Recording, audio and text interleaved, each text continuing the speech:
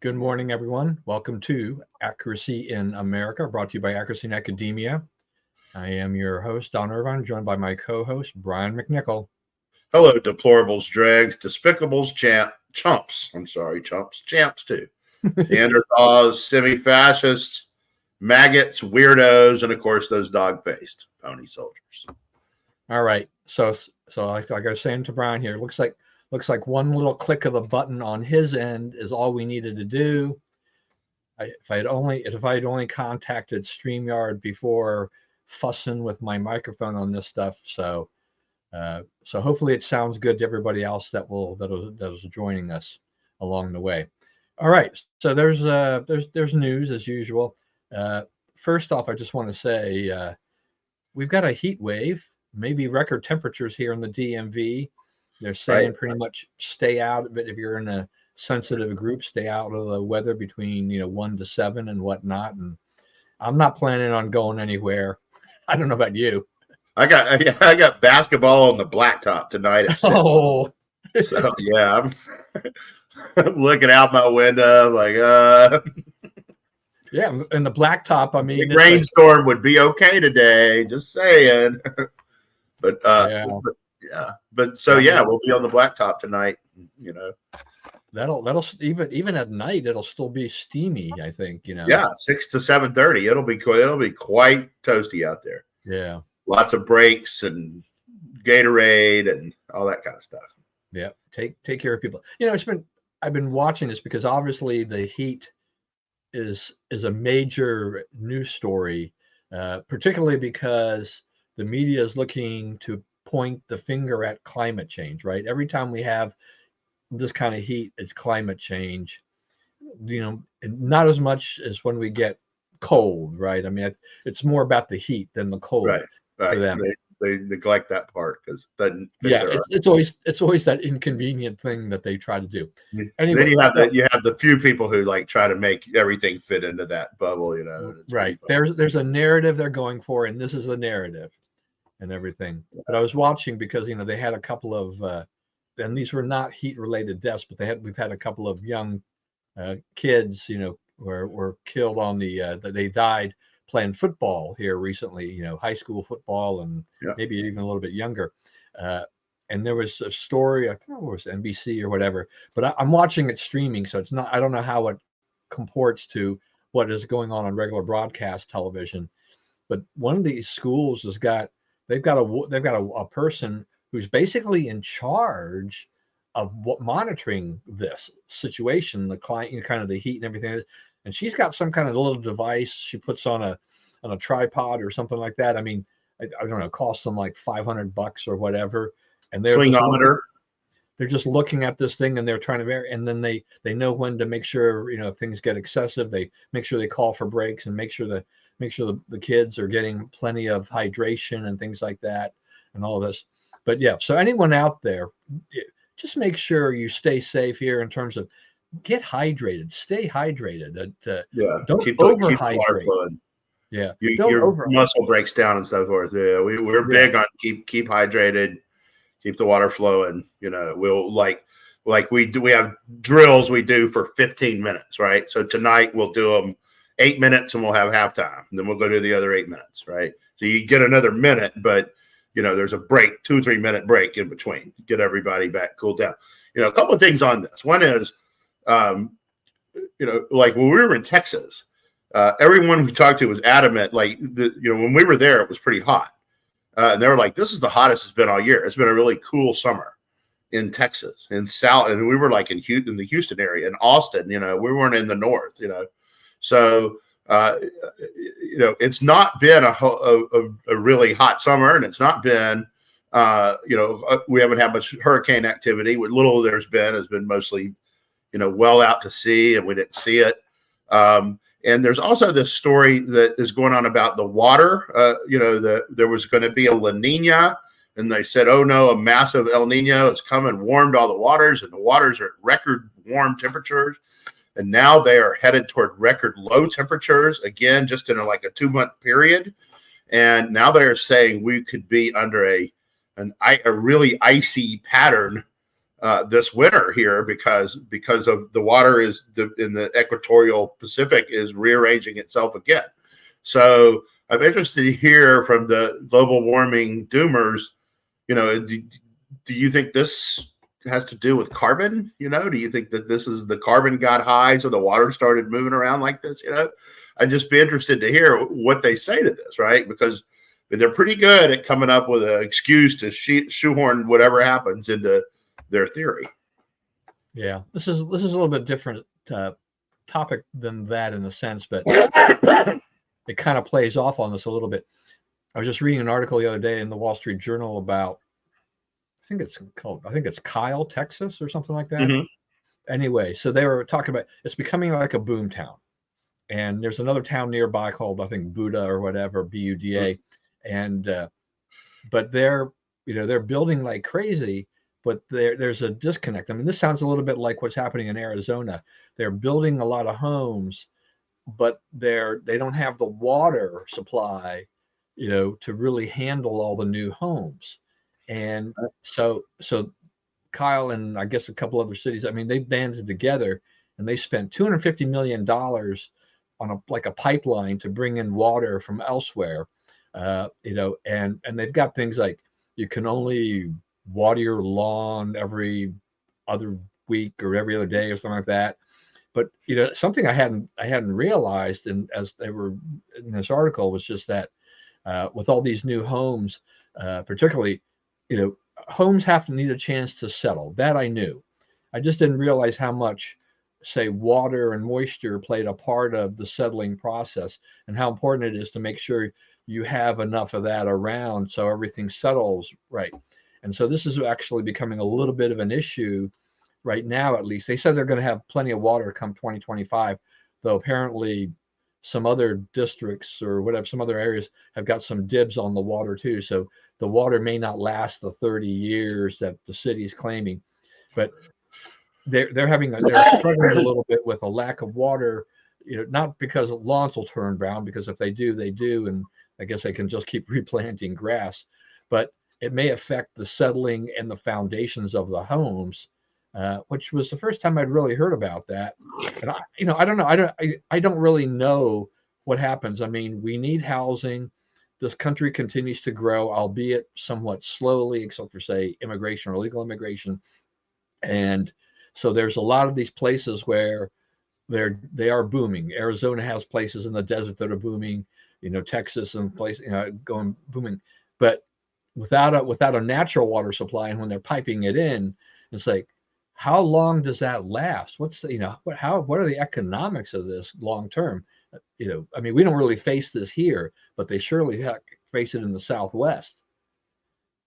Yeah, and it's one of those things. You present a problem and there's enough money involved in solving it, it'll get solved, right? So I have confidence that it will. One of the things that we've made some pretty big gains in recent years is desalinating water, so we could use more. I'm sure I butchered the pronunciation of that word pretty darn good. I hate that word. We can make more use of ocean water, right? I think that's a big part of California's plan to get out of its water problems. Although California's water problems have largely dissipated in the last 4 or 5 years because the 400-year drought appears to be wrapping up over there. Yeah, I mean, though they did have a little. I mean, some of that came back to a certain degree because it got so hot. Some of the water that had accumulated had dried up and everything like that. So you have a little. That's right. The other thing, I mean, and you talk about desalination, whatever, and the other thing that they were talking about too is taking the kind of taking all that brackish water, right, and whatever, right, and that's part of that process, right, is that trying to find a way to turn that into drinking water, something that's potable or whatever and usable. There's so many things that are going on nowadays that they're trying to do this, though. I don't know, frankly, if you told me that what you would add something particularly to the water, I'm not sure I would take a swig of that yet, but it may be perfectly safe. I'm just not. I'm not sure I'm ready psychologically to handle that. But I don't know if you are, but I'm not. All right. So beyond the heat, so we've got a couple things going on in Israel. We've had Israel. I guess they kind of learned about a planned rocket attack by Hezbollah, and so they basically did a preemptive strike on Hezbollah.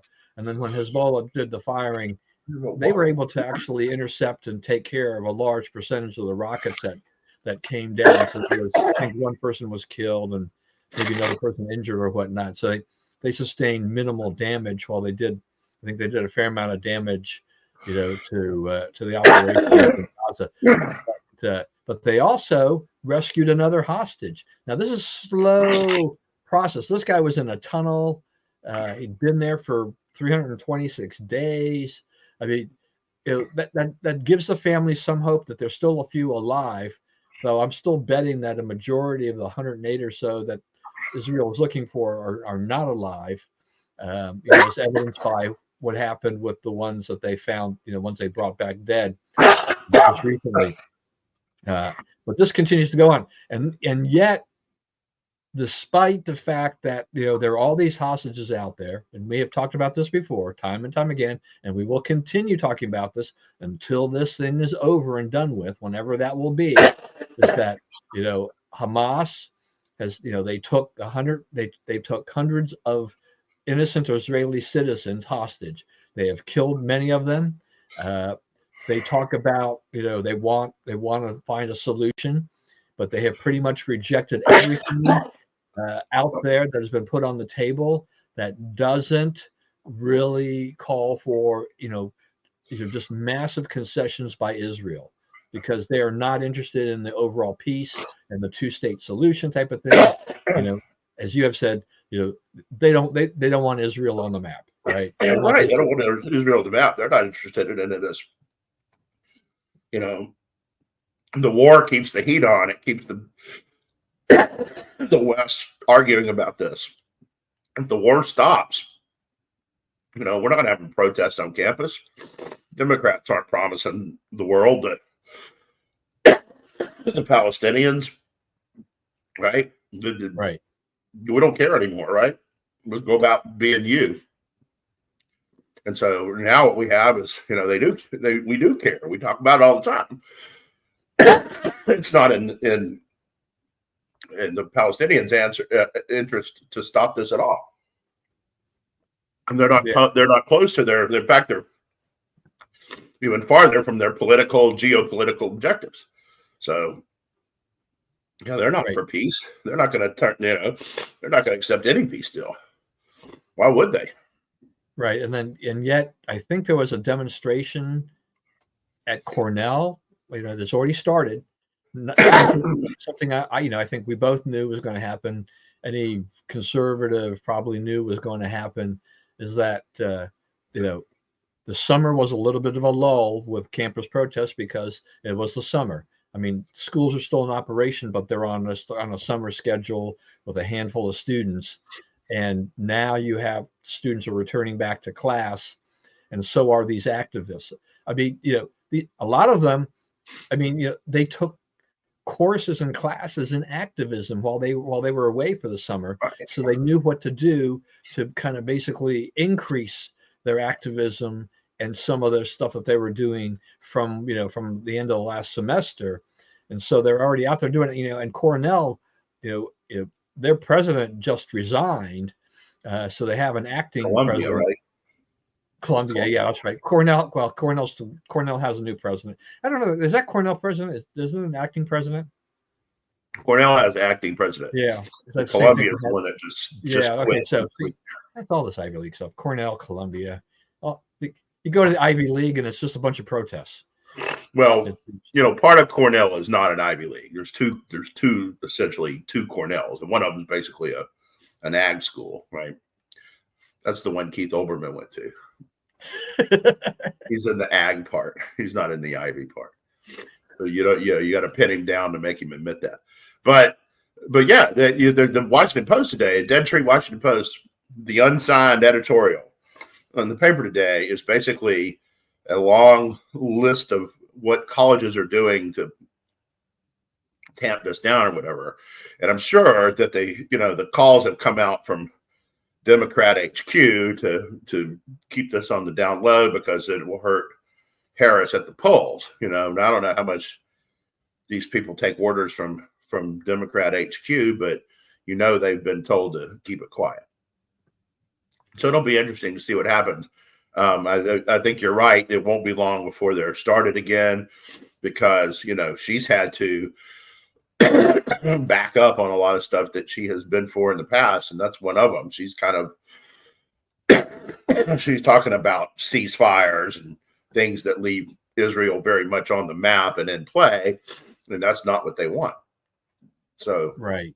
Yeah. So, this is, there are a lot of things for Harris that are problematic if she gets called on the carpet for it.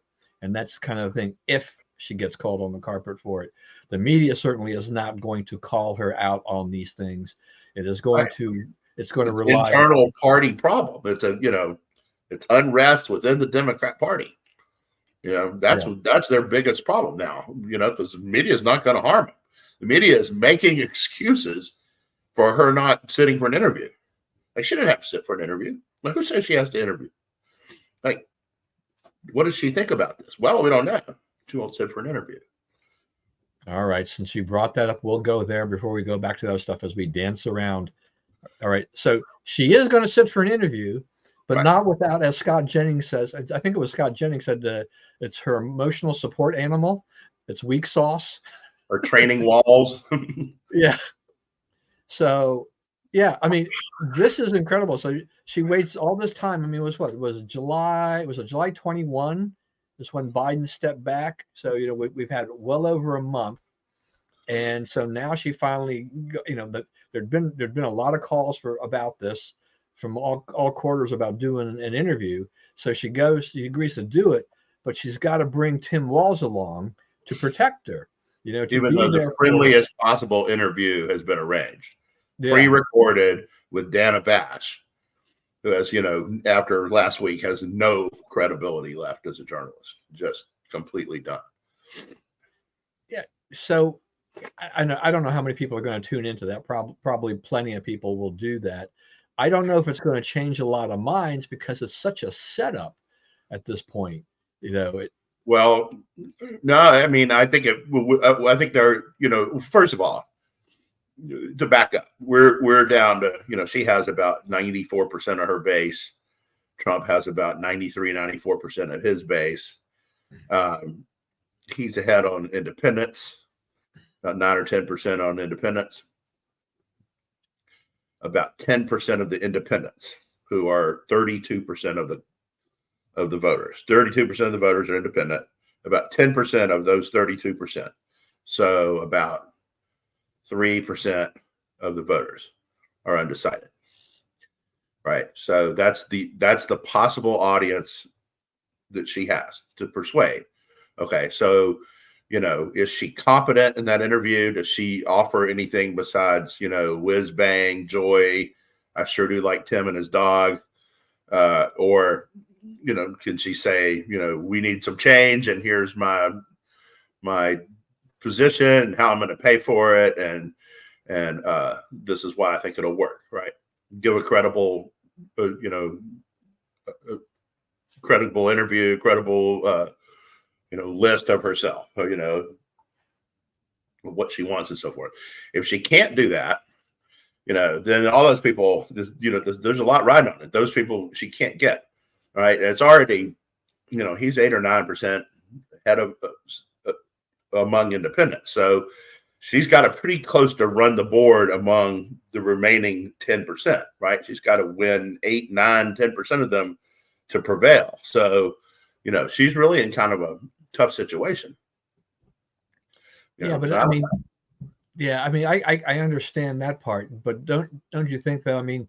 As soon as she gets into any kind of trouble, don't you think that's Walz will just step in there to fix it or try to fix it and smooth it over? Or Bash, she's going to have a reporter cheering for her to make it.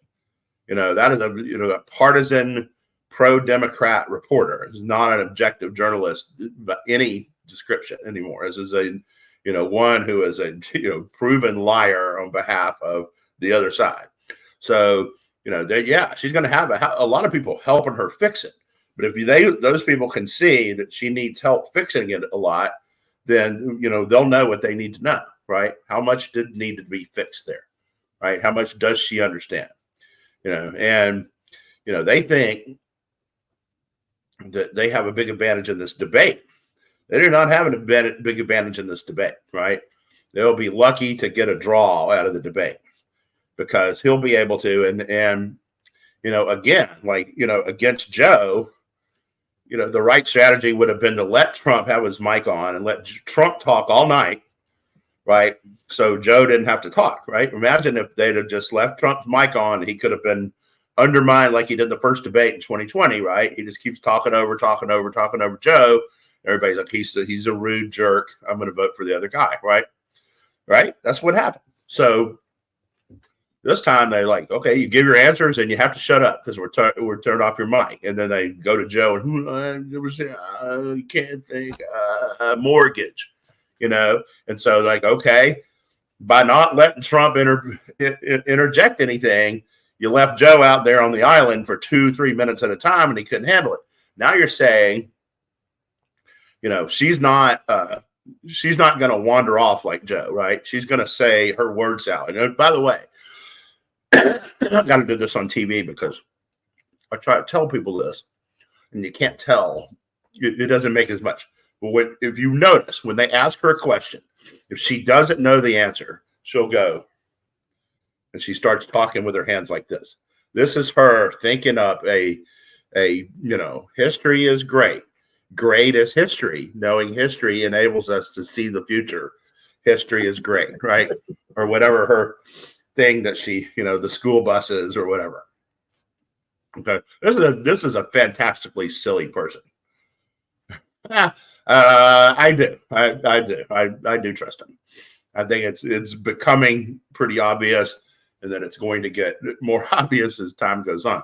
But, in this case, she will say things that don't make any sense. And Trump will have the opportunity to undermine her, right? Like she should have gone for the mic off, right? She gets to give her whole statement unchallenged. Trump gets his 30 seconds, and when Trump gets his 30 seconds, when they get to 20 seconds, Mr. Trump, your time's almost up. Mr. Trump, you're in your last 10 seconds of your time, Mr. Trump. Okay, well, there goes my 10 seconds while you were warning me, right? So, I mean, they will risk it every way. I mean, they will rig it for her every way they can. So, she should have kept the mic off, but they think that they know how to game Trump, so they're going to let her keep it, and he's going to be able to argue in real time every point she makes. So I do think John's got a point there, though, in terms of that. Is that you're much more optimistic on how some of these things will go for the Republican side and how this will work out. I think the debate, with the rules that'll be in place, if there's the mics off, no audience, that kind of thing, if the same rules, that we had under Biden apply, that's a favorable thing for Trump, because once again, he doesn't speak over anybody. It's then she's stuck with her own words, even if Wall steps in. I kind of wonder, though. I mean, there are, there is a certain segment of the population that will buy into just about anything that they hear, right? And so maybe it's not the whole of the independents that are out there, but maybe it's a fraction of them that are out there that will just buy what she says if she sounds halfway good. I'm also kind of wondering, how much, if it's pre-recorded and everything like that, how much time they have from the time they record it to the time they air it to monkey with it, right? Figure that for, yeah. Yeah, so I would like to see the whole unedited version of this versus whatever they're going to air. This type of thing. I mean, this brings me back to decades ago with AIM, where when I learned about how things were done at 60 Minutes, and nothing, it wasn't technically nefarious. It was just the way that they did things, and every program was doing it. The way they edited the pieces were more nefarious, and what they put on television, the final product was nefarious. But what you film more than you're going to air. If you're going to pre-record, then they can interview her for an hour and a half, and then cut it down to an hour and make it look like it was just the hour, and 30 unfavorable minutes goes to the cutting room floor, or as such, basically. Right. Exactly. Right. So I remember there was a case where when nuclear power. Go ahead. I'll tell you this. No, go ahead. So, I keep saying this, and like people keep telling me I'm nuts about this. Like people like Tim Graham have been following this stuff for years, tell me I'm nuts about this. But I think that CNN is running out of patience with her. Right? CNN, they were in line to get the first interview, or they were trying to be in line to get the first, and I guess they've gotten it right. Okay. But I mean, they blew them off for weeks, right? And you had Jim Acosta on there. You have Berman, right? Doug Berman, or isn't that his name? John Berman. That's on their news, right? Saying, what was on Kamala's schedule today? Well, she's getting her message to the voters. She's working on her stances. Yeah, what's on her schedule though? What's she doing today? And he trapped her campaign manager and made her admit she didn't have anything on the schedule that day. He's like, so here she is with a free day. She can't do an interview. She can't talk to any of us, give us any answers on anything. Well, we're taking our message to the voters. So it's 3 or 4 things where CNN has, they're like, we expect our ring to get kissed too, right? We expect you to come on and be on our shows and hype our ratings and say your thing to us, right? And you're not doing it. You're refusing it. You don't trust us any more than you trust the other networks, right? And she can't trust them because it's, almost any question is likely to throw her into a bad light, right? She knows the answers to almost nothing. So, they have a big problem here. And so I think when they get in this interview, what they choose to air, right? You're right. There's going to be what they get in the interview, and then there's going to be what they choose to air. And what they choose to air is going to have to reflect some fairly critical stuff, right? I don't think that you can come out of that interview and call it the real, let her get the benefit of what she's trying to get out of it, unless there's some pretty bad stuff in there, right? If you put out a, how's your dog, interview, don't you just love Tim and his family? What did you think when the son was cheering for the dad? All those kind of questions. If that's what you do, then people are going to say, okay, you haven't done your interview, right? You did your softball nonsense. Like, we need answers to the actual questions, and, as someone pointed out on the X this morning, the first question of the debate of the interview should be, what's he doing here, right? Why do you need him? Why can't you just come talk to us? Yeah. Governor Walz, why are you here? Well, no, it's not, he's here because she told him to be there. Yeah. And we know why he's there, but it was like, why can't you just come face that yourself? And, so like Keith Olbermann, he was on, he said something about this, and Keith Olbermann comes on and says, first interview after you appoint the,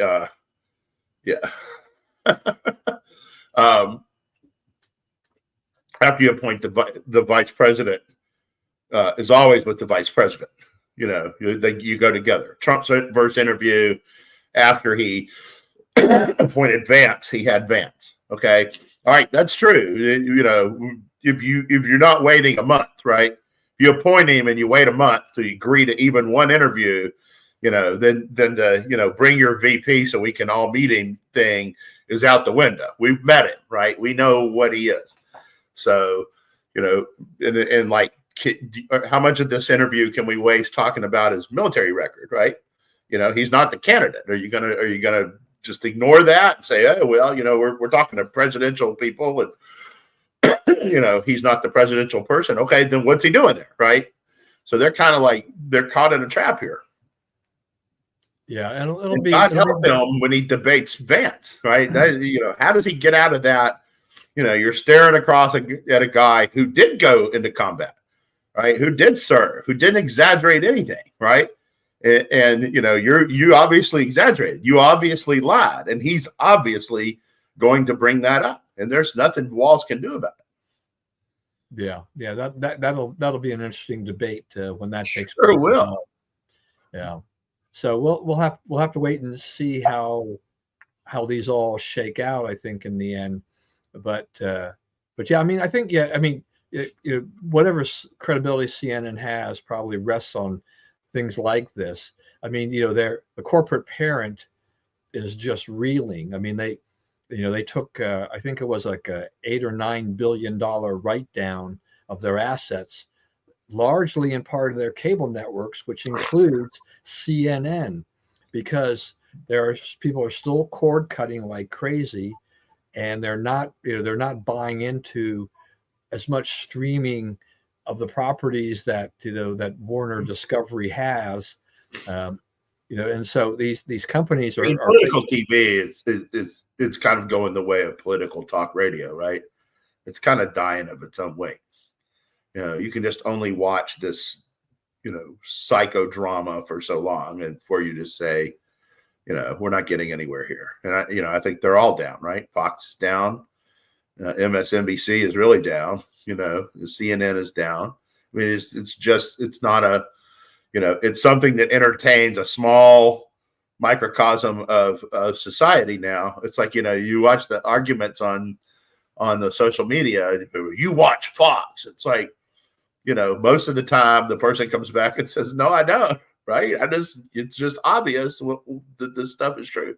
So, you know, I don't think that the hold those people have had on the political discussion is what it was even 4 years ago. And I think that may be what they're about to find out. Yeah, I mean, what my whole, I mean, when we were in the office, before we'd shut down the physical office, I had Fox running all the time. I didn't have it. I wasn't necessarily watching it, but it was basically playing in case I saw something interesting. But, then after I cut the cord at my home for cable, kind of forced us in different directions. So my wife winds up watching, she can kind of pick and choose. She's a big fan. She's become a big fan of Victor Davis Hanson, and he's frequently a guest on, Megyn Kelly's show.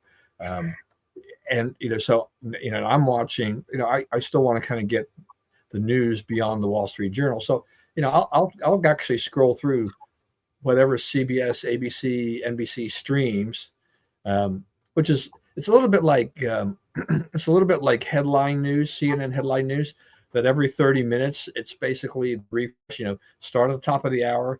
If you watch 30 minutes of that, the next 30 minutes are going to basically be what was previously played, more or less. And so you just might as well not come back till the afternoon or another point in time or the evening until when their news gets more updated, rather than having them regurgitate the same stories. The Fox streaming program, they do a lot of just carrying a lot of, I don't know, necessarily some press conferences or just a lot of other, sometimes long interviews and different things. They're not really covering the news in the same fashion the other networks are on the streaming side of it. So that can be kind of interesting. But, cable news, watching that, I don't know. I mean, I kind of like, I've just grown more accustomed to picking and choosing what I want to watch. And I can go to YouTube and say, I want this person, this person, this person. But I also look for making sure that the people I'm watching have got credibility. I don't want to watch there's enough crazies out there on both sides that are all on YouTube. And so I'm pretty judicious about, who I would wind up watching in this case, but I'm slowly building a library, in essence, of I want to watch. I want to watch. This is a go-to. This is a go-to, and I will watch clips when Fox News publishes clips. On YouTube or something like that. Yeah.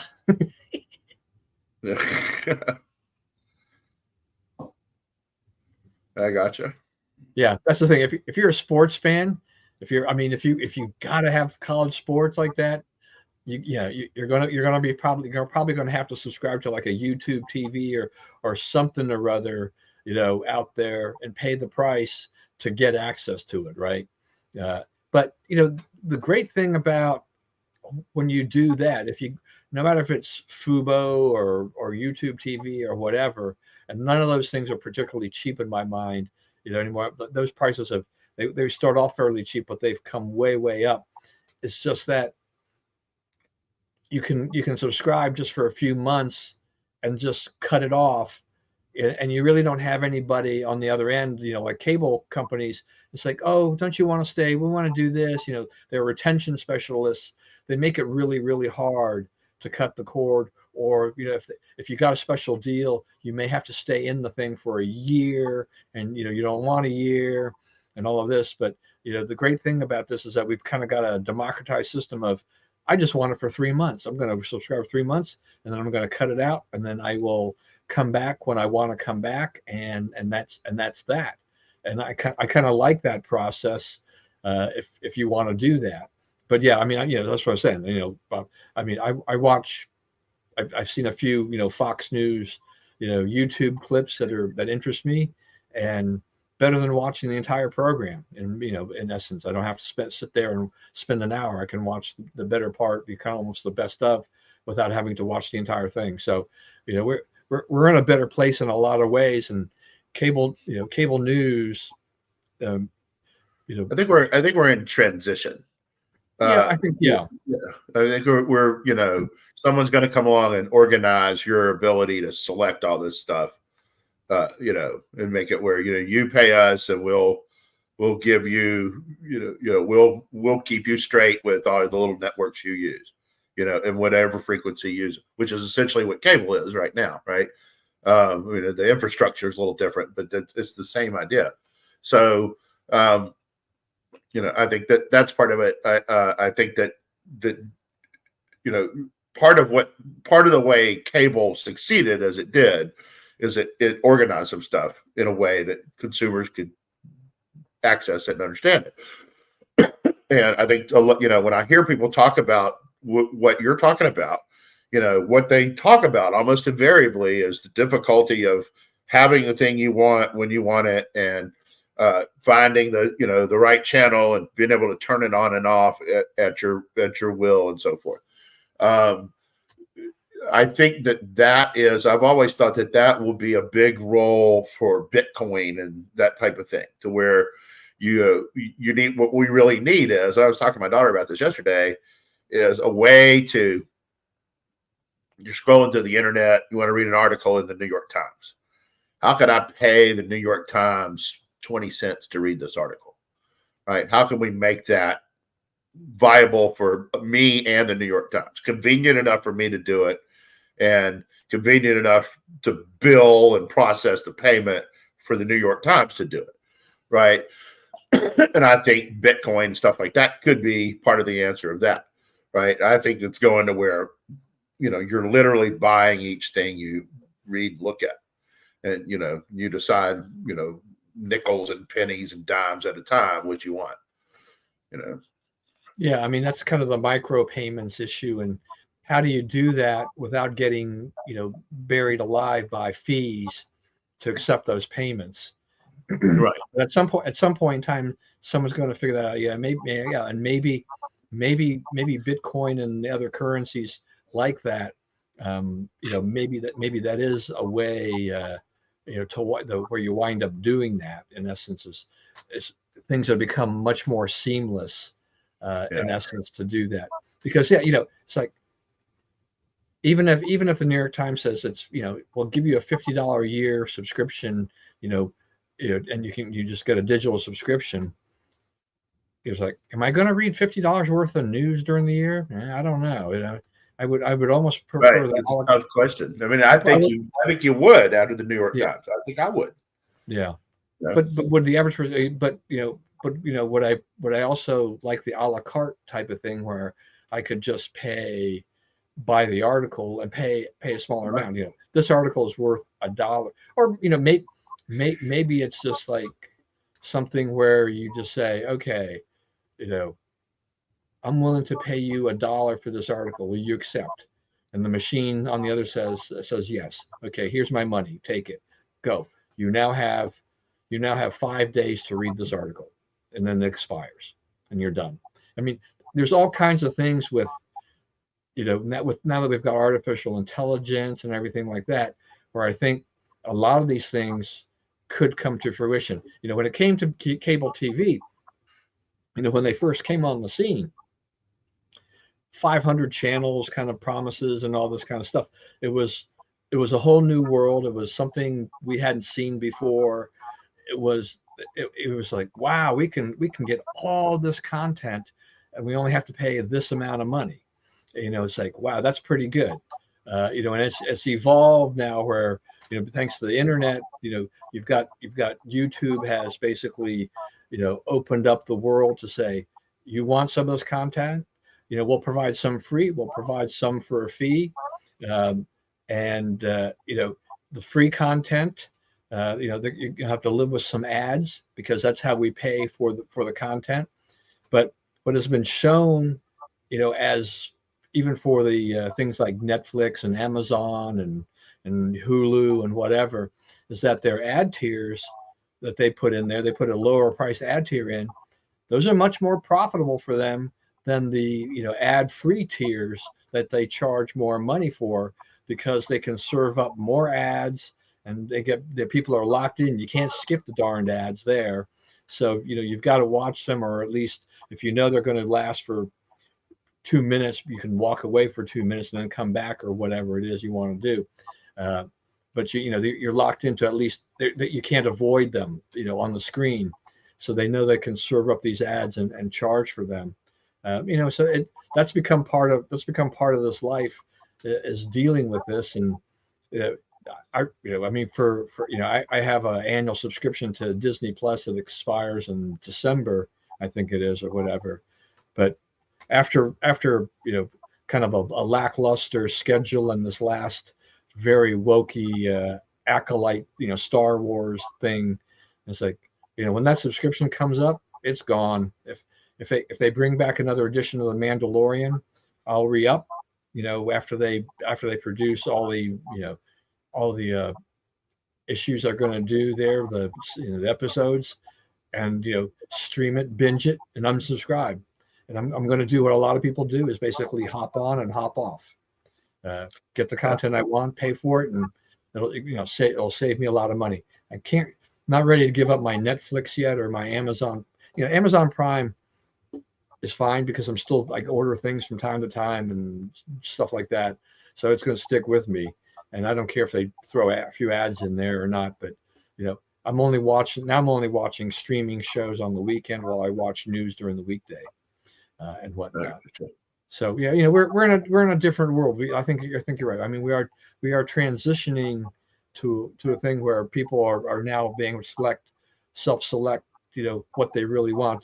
I mean, there was that sports venture that the courts have struck down for now with the Venue, or however you want to pronounce it, where they're going to put ESPN and they're going to put all those sports packages together, which I think was fine. I mean, they're going to charge like $43 a month, but I'm sure people are out there willing to pay for a sports package, a sole sports package. That's mainly what I watch on TV. So yeah, so we'll see how this all turns out as well. So we've got, one of the other pieces of news here relating to campaign is, RFK Jr. suspended his campaign, has thrown his support to Donald Trump. Yeah. Okay. So. Yay. Yes. To address that, John, it turned out that it was a setting on Brian's computer through the StreamYard program on Brian's side, and we just didn't know it. So I'm glad that you have confirmed that we have fixed the problem. Excellent. It was That really was good. such a headache. It has been the bane of my existence for like the last Yeah, month. it's like, I knew I had a feeling something on this end because it worked on the other shows. Yeah, because I have the same program. I hosted another program for a couple of weeks on another account. It's been perfectly fine. I tested it out just doing like a test of me audio only, and ran that back, and it was fine. And I'm like, man, what is going on here? And so, anyway, I'm glad we got that done. Anyway, so RFK Jr. has suspended his campaign, thrown his support to Trump. You like this? You think this is a big deal? I mean, or at least a bigger deal than I do. Uh, I'm still kind of on the fence. I mean, I know he's got some support. He doesn't have as much support as he did when Biden was running, but there is still some support. I'm still a little bit. I'm still trying to figure out how many of the Bobby, the Kennedy Jr. people will actually vote for Trump, you know, or how many people that were basically in his camp before everything changed were people who just they looked to him because they didn't like Biden nor Trump, but some of them have defected because they said, okay, Harris is worth giving a shot to. Now they may come back, they may swing back over once they hear Harris's message, and once she actually has to get hung up there on her policies because no one really she hasn't really said deep down what her policies are. So maybe it does swing it back, but the polls, I haven't really seen the polls swing back that much towards Trump yet. Maybe that we still need a little more time. Okay, a few things there. So Bobby coming over, he was like 5 or 6% in the battleground states. All the battleground states, he had attracted either 5% of the vote or 6% of the vote. The polling shows that about 2/3 of those people will vote for Trump, and about half of the ones who won't vote for Trump won't vote. They won't vote for Kamala either, right? They'll just not vote, set it out, leave it blank, whatever. So it's a pretty good lift for him vote wise, a percent or two, in these closed battleground states, which is an important thing, right? But a couple of things are going on there. First of all, a Kennedy endorsed a Republican. And you can say, oh, the rest of the Kennedys are upset and all this kind of stuff. But that's, for people of a certain age, that's an earth-shaking development, right? This is the epitome of Democrat Party. And one of them is saying, the scion of the family is saying, and really, the only one that's really ever amounted to anything since then, I guess you could say Townsend. She was lieutenant governor of Maryland and did nothing or whatever. But for the most part, they're all zeros since then, except for him, is saying my side is too crazy to vote for. My side has gone off the deep end, and they're for wrong things, and they don't care about Americans, and I got to go to the other party. Okay, that is not a small thing. They can argue that it is, but it's not. He brings with him, and I think Trump is okay with that.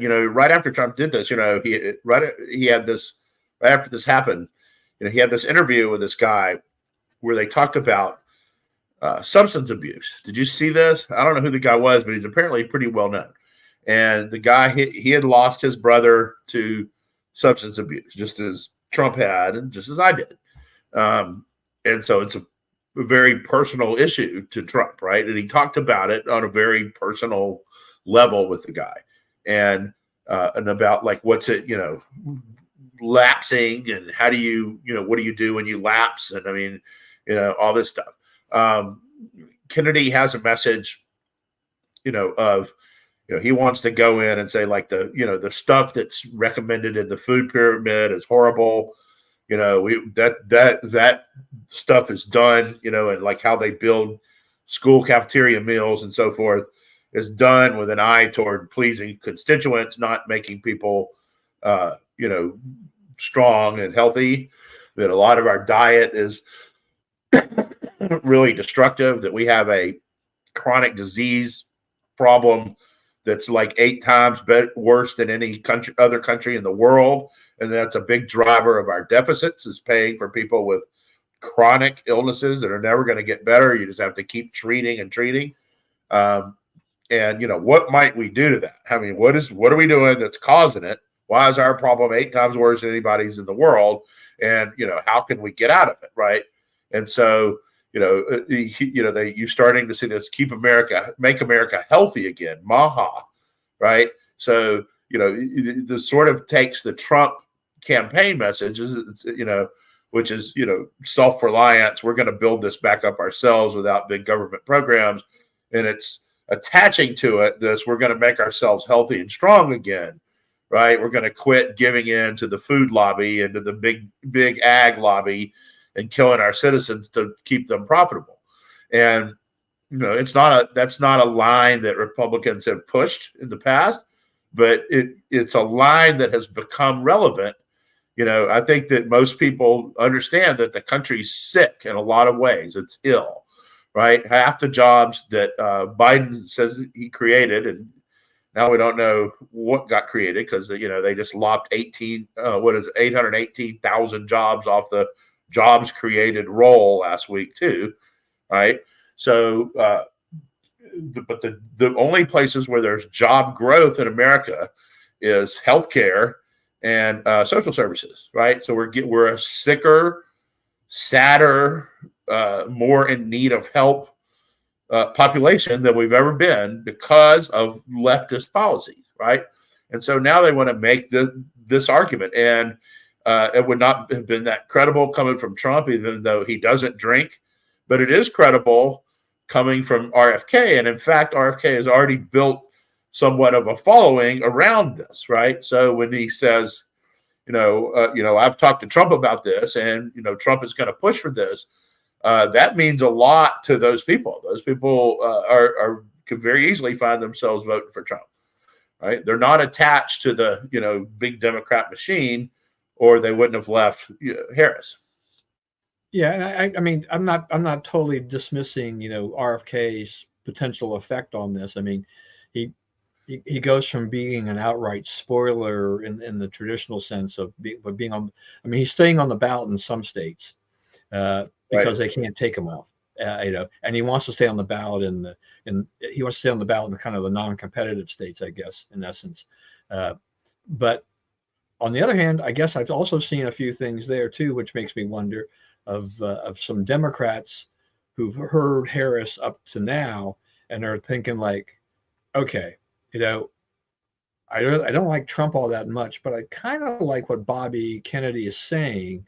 So maybe I can do this. You know, maybe I can actually cross over and vote because Kennedy's kind of on the team. You know, Kennedy's going to be part of the transition team.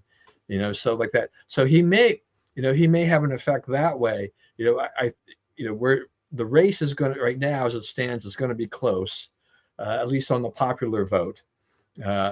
And you know, I meant to go back and look and see where we are electorally to see, you know, where the real votes are. I mean, I think Governor Kemp said that, you know, or somebody said that, you know, Trump really needs to get Georgia in order to make sure that he wins the entire thing.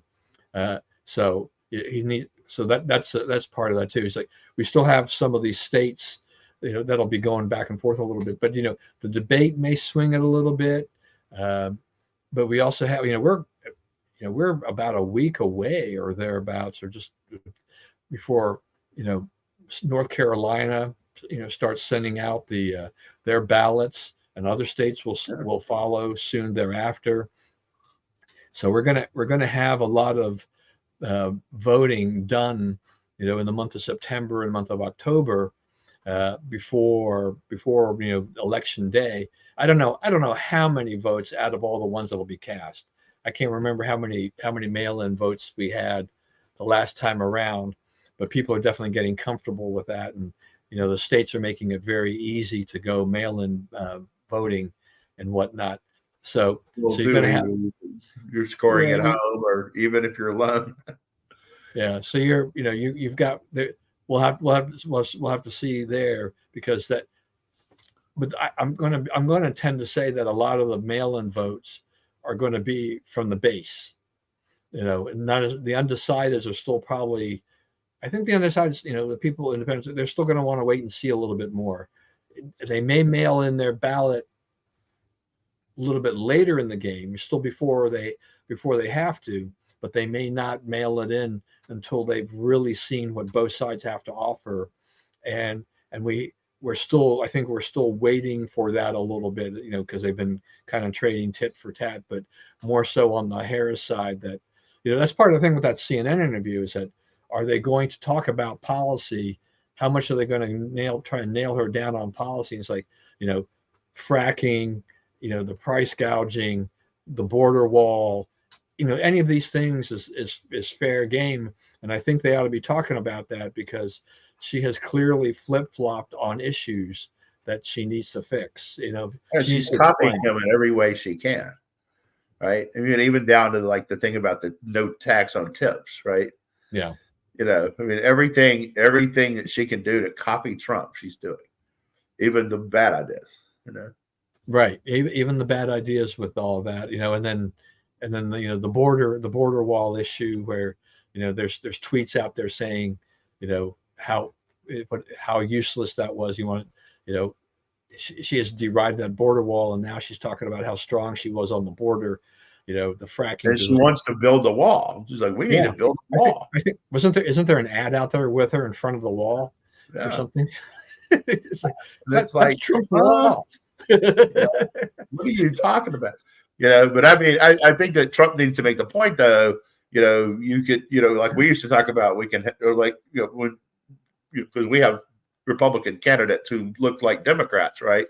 And we say, why vote for Democrat light when you can vote for Democrat, right? Well, in this case, why vote for Trump light when you can have Trump? You can have the guy who actually thinks up the idea, rather than the woman who can't talk to the press and copies the idea, Okay, so we're at the point where we ought to wrap it up. So take us out. First of all, thanks for the ball game. Man, was that fun. That was a nice view down there. Yeah, the results were not in your favor, but it was a great game. Yeah, but we went back the next night, and it did work out our way. Yeah, so, it changed. Yeah. 2 out of 4 against the Orioles is pretty good. Ted Cruz is never going to win by more than about 55 to 48, or something like that. He's never going to win the whole, You know what I mean? He's not that 53, 54. That's about all he can get. I'm not any more worried about him now than I was before. The Zuckerberg thing is huge, right? There's been a lot of reporting on this, but he's admitting that he was told by the government not to publish anything about the Hunter Biden laptop. And he followed the orders, right? So the government is, intimidating social media people into withholding information. Voters need to make their choices, right? That's what happened here. That was election interference. So whoever's responsible for that inside the Biden White House should lawyer up, because they will likely hear from prosecutors soon after Biden takes office. Tulsi Gabbard. RFK says there's a bunch of Democrats who are about to cross over and endorse Trump. I'm interested to see some people. I don't really count Tulsi Gabbard as one. You're going to have to produce a heck of a lot more than that to meet the thing on that. And, I think Jack Smith refiled this indictment. He included 2 of the 1512 crimes that the SCOTUS just explicitly said were not crimes. So he's not serious about this. This is just trying to drag Trump, election interference. And I think Trump will capitalize on it and probably improve his standing in the ratings. All right, everybody. Thanks for joining us today. Hope you enjoyed it. Please, as always, stay safe and stay well. Remember, we live in the greatest country in the world. Do not let anyone tell you otherwise. And as always, God bless America, and we will see you again next week.